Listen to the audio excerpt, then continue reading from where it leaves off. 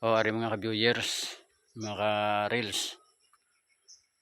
Ari nga ako nga kalabasa, 23 days old na ni siya.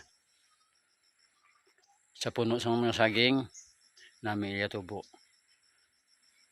So habang dagko, gamay pa sila, lapas na magdagko o maglagba, gin tamnan ko saging. Para pag abot sang harvest, sang kalabasa, ang akong saging, dagko na,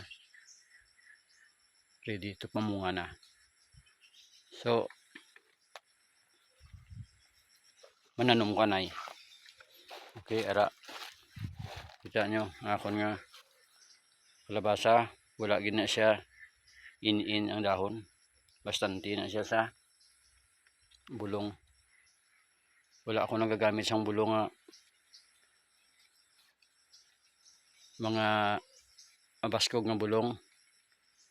Carbaril lang ni or 7 mula na. Ano nang na eh.